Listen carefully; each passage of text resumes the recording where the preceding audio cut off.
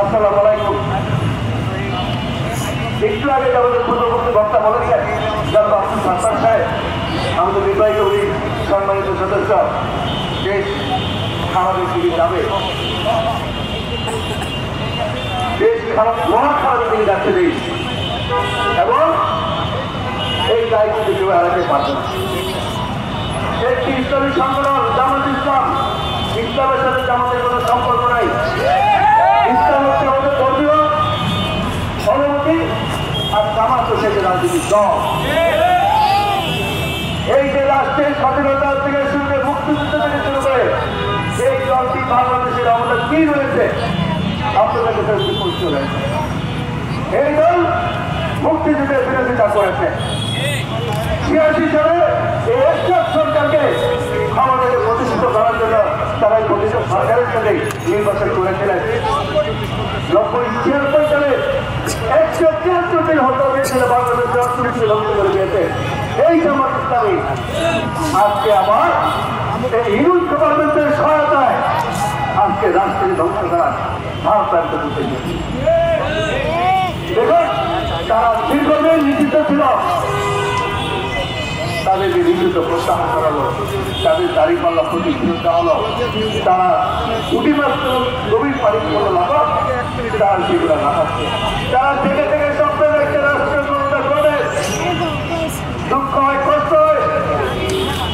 এই বাংলাদেশ সব সারা পৃথিবীতে আরো ভুটান বিপ্লব হয়েছিল। আজকে বাংলাদেশ এই একটু মজার ঘটনা বলে আমি শেষ করবো, যেহেতু আমাদের সময় সংক্ষিপ্ত।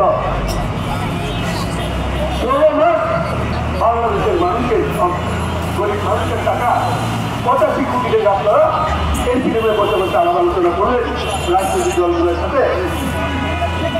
এই এখন এসে বলতেছেন আপনারা রাজনৈতিক দলগুলোর সমঝোতা করেন, তাহলে আমরা সিদ্ধান্ত দিই। কি চমৎকার জিনিস, কি শিক্ষিত লোক, কি রাষ্ট্রীয় ক্ষমতা চালালেন। আরে ভাই, বাংলাদেশ থেকে কেন উপযুক্ত ছিলেন না? উপদেষ্টা হওয়ার মতো আপনার বিদেশ দিয়ে উপদেষ্টা নিয়ে আসছেন বাংলাদেশ পরিচালনা করার জন্য। আজকে দেশকে কোথায় গিয়েছে এই দায়িত্ব হয়তো পাবেন। আগামীকালকে আগামী পরশু দিন এই যে আমাদের একটি আলটিমেটাম দিয়েছে, তাদের দাবি দেওয়া বন্ধ হবে। পরের দিনই শেখ হাসিনার একটি প্রোগ্রাম রয়েছে, কি লকডাউনে শটডাউন দিবে। এই দুইটা একই যুদ্ধে দেখা রয়েছে। আপনারা রাজনৈতিক কমিটি চান, এই রাজাকারের জামাত ইসলামী তাদের উপরে ভর করে আজকে ঢাকার শহরে আওয়ামী লীগের যারা পালিয়েছে তারা অবস্থান করছে। আপনারা স্বীকার করেন না করেন, কত লক্ষ দিন ঢাকা শহরে ব্যবহার হচ্ছে, কত লক্ষ মানুষ বাংলাদেশের ঢাকা শহরে আসছে এই জামাতের উপরে ভর করে। এই জামাতের লক্ষ্য চলছে এই বাংলাদেশের রাজনৈতিক পরিস্থিতিকে ধ্বংস করে দেওয়া।